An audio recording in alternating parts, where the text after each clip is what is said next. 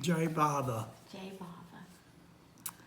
Mayor Barber has said the sublime difference in individual suffering lies in the fact that an ordinary man suffers for himself. Masters suffer for humanity, and the avatar suffers for one and all beings and things. He has also said in reference to man, all suffering is his labour of love to unveil his own infinite self. I was brought up on church Christianity and told of Jesus, the Son of God, suffering on the cross to free us from our sins. But the words, the stories, the hours spent listening to sermons from the pulpit always seem remote, not touching deeply the mind and certainly not the heart. Jesus, in short, remained a figure simply in history, like so many other historical figures. But in some stumbling way, a search for meaning in life and God continued. And in Barber's time, I was introduced to him through his discourses. They hit home. And although I accepted immediately that this being who had been Buddha, Jesus, Muhammad before him, was to be loved and served, he still remained rather distant. The mind, yes, firmly accepted him as avatar, but not as both God and man, with the feeling and sense of reality in some inner depth of my being. And this applied particularly in reading of his suffering. It just did not penetrate that he as God descended into man form of flesh and blood, and in man form suffered as we suffered, but infinitely more. 7 years, 1947, 1954, passed by. And during those years I received news of Barber's activities, particularly of his new life period. And now looking back, I have to confess that the news then seemed too much like chapters of an ongoing book, fascinating as it was. But unconsciously, that news and my desire to make my service to him more real made me restless and strengthened my seeking. To my immense good fortune, I was able to travel to India in 1954 and be with this divine being that drew me to him so strongly. How easy it was to live actively intent on absorbing everything of this wondrous being and everything he offered during those 3 weeks of September 1954. Little was I swept away, as it were, emotionally.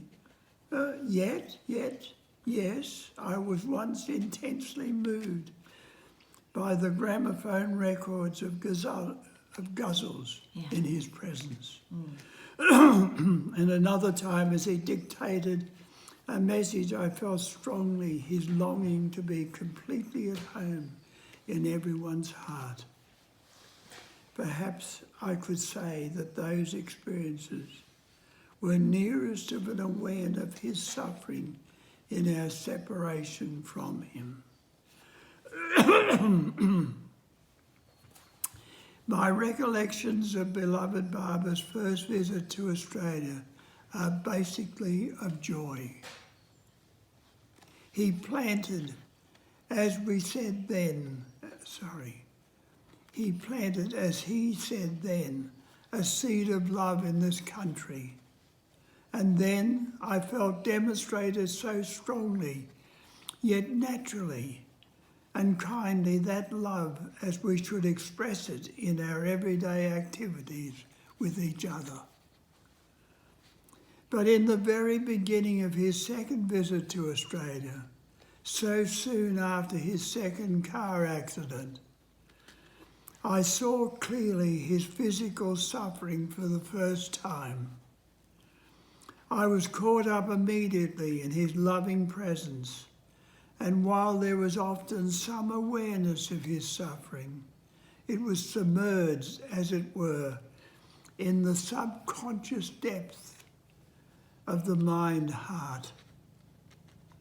This was so again during the East-West gathering, and particularly during my stay in Marizad in 1967. While I was more frequently jolted by his deteriorating physical condition throughout those 14 days in 1967, yet he kept my attention constantly on him, on the state of the Barber work in Australia, and on the work that he now wished me to carry out.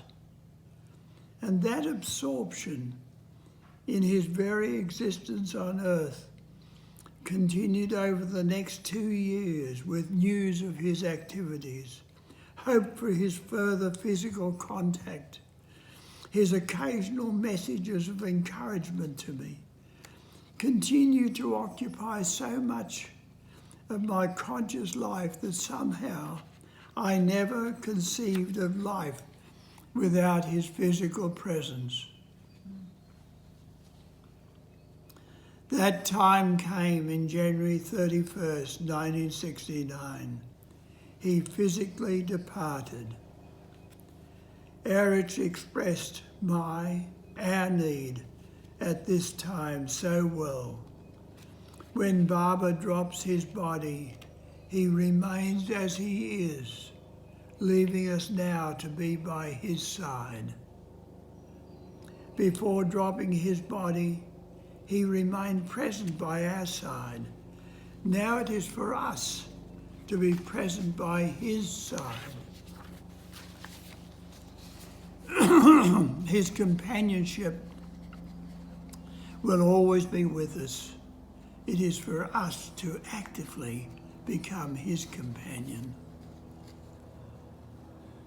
I endeavoured to do this, and in the process my memories of his suffering became more and more real and painful. Now some particular images of him are etched on my mind, haunting me and intensifying my awareness of what he went through for us, me. At some point during the years while lost thinking, for example, of the contrast between beloved Baba striding so beautifully across the airport tarmac from the plane in 1956, and his slow walk with his hand on Erich's arm for support in 1958.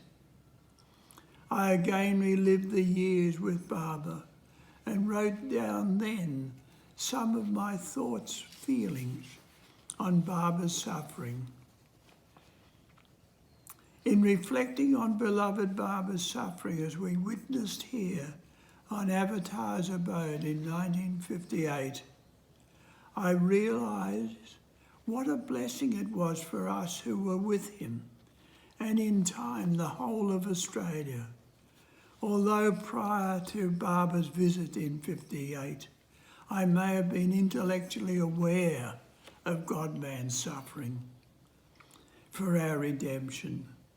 It was seeing him on his arrival in 58 that made me experience some feeling for his suffering. On his first visit to Australia, he planted the seed of love. And for me, on his second visit, he watered that seed with the inner tears of his suffering to bring about in time the full manifestation of his love in Australia. As I subsequently wrote of that 1958 visit, during that evening with Baba, his arrival, his appearance, his movements, I sensed a little more of an immensity of suffering beyond my reasoning comprehension. Again and again throughout the following days, my mind was thus confronted with and momentarily stilled by awareness of Baba's suffering.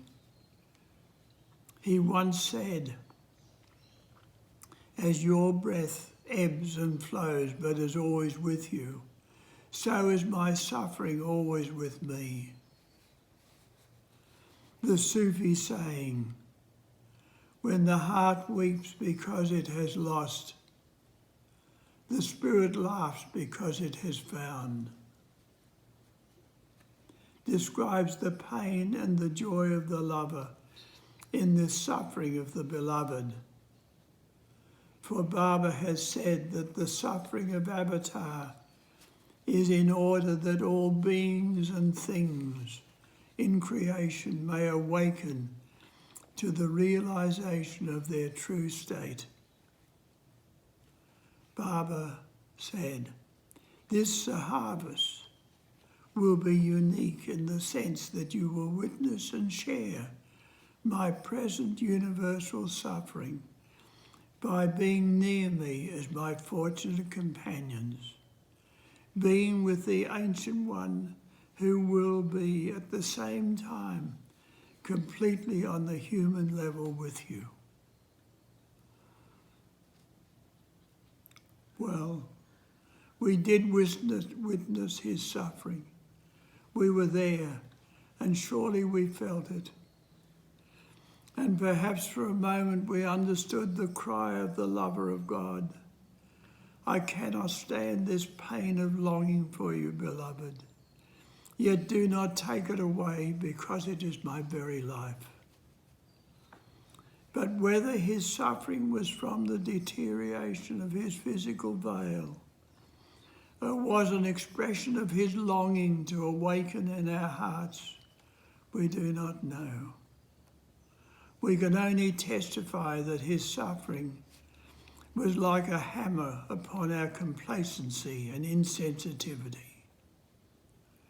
His suffering enveloped us, and sometimes too he was stern and almost fierce.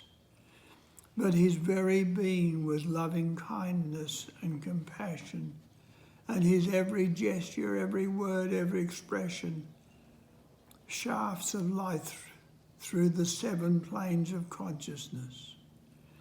He knew precisely our capacity for evaluation and change, and never took us near the limits of our endurance.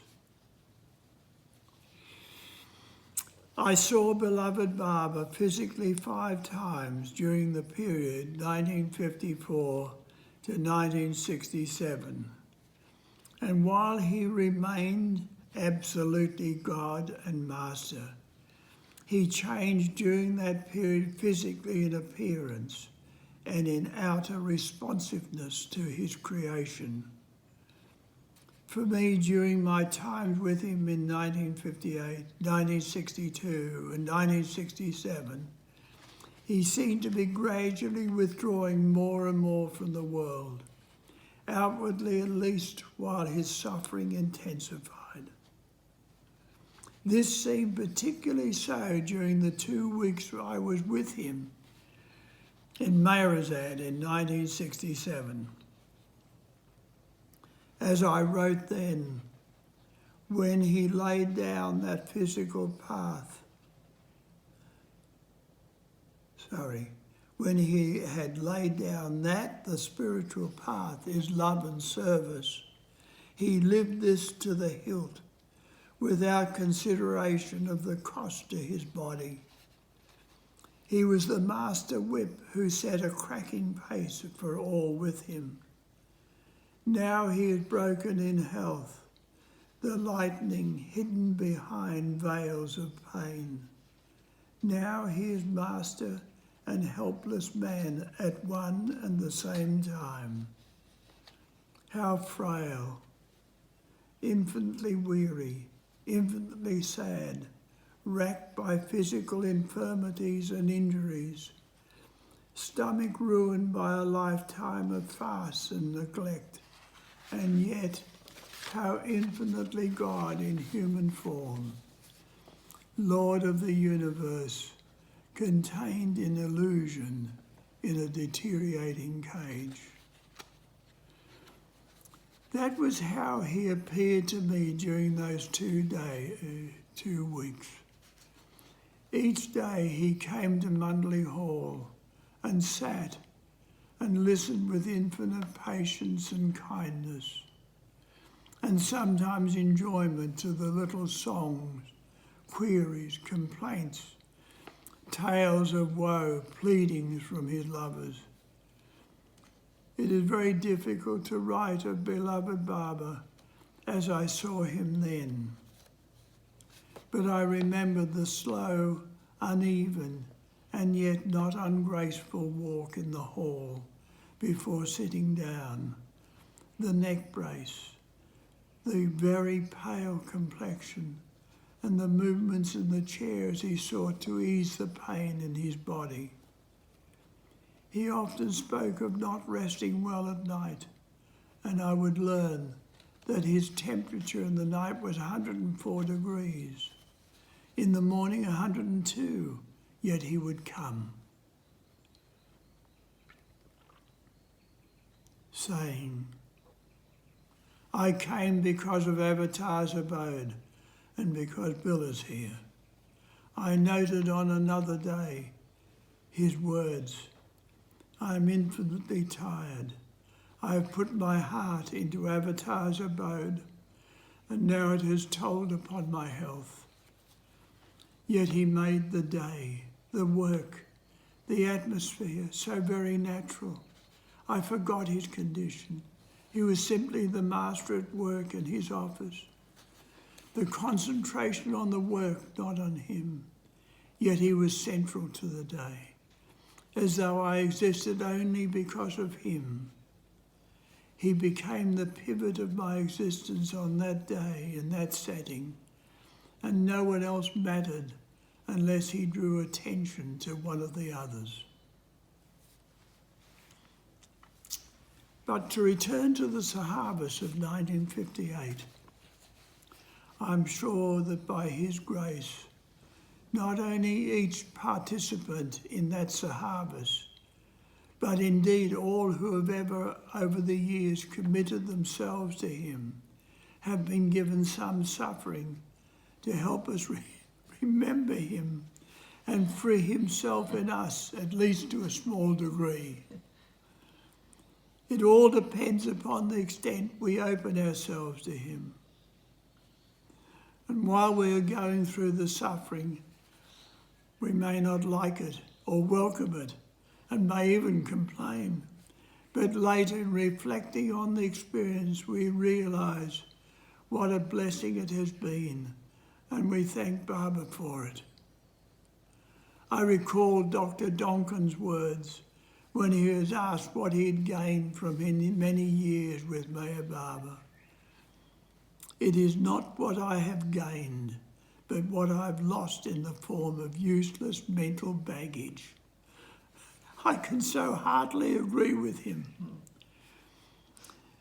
But to lose that useless mental baggage is not easy, and while it is clear that it is only by his grace the baggage may gradually disappear, and that grace also includes his support, which is always there as we work through the suffering to gain enlightenment from him. His compassion may be hidden, but it is always available. As illustrated in the figure of the clay potter, in the old days, Erich would at times take us on a tour of Pimplegown village. There we would see the village potter making a pot on a primitive wheel turned by hand, while the clay is whirling around on the wheel. The potter is shaping the pot by whacking it with a wooden mallet. As his right hand is visibly raining these blows on the outside of the pot, His left hand is inside the pot, unseen, silently supporting and upholding it so that it does not break. Thus, although we do not feel or see him, Baba is always at our side. Baba is intimately connected to us.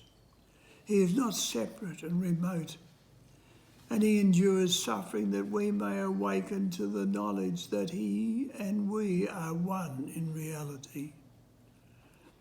We may think that as God, Meher Baba does not suffer as we do, but he is God descended into man form, that he might become as one of us, putting aside his infinite bliss and embracing suffering, so he may alleviate humanity's suffering.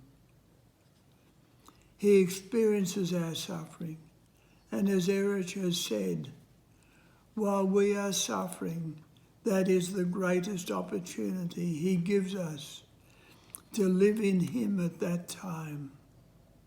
Suffering is there. Body does suffer, but it doesn't somehow or other get registered by our awareness, because our awareness is in him at the time. Erich has further said, what Baba wants is when suffering comes to our lot, to the extent that the body can endure, we should embrace it in him. Live in him at the time. And that's the greatest opportunity that he gives us, to live in him at that time. So suffering is there. Body does suffer, but it doesn't somehow or other get registered by our awareness, because our awareness is in him at the time. It's way beyond. It's not cheerfulness. The natural reflections will be that you will be suffering and crying, and you will be bearing it patiently. At the most that you will do this, you will just bear it without making a sound or anything of the sort. But you are always in tune with him, so you don't suffer actually as others suffer.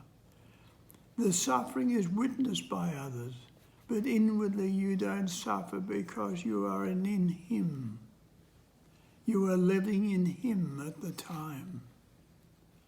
So when such a person, such a soul suffers and lives in him, that is his compassion, true compassion.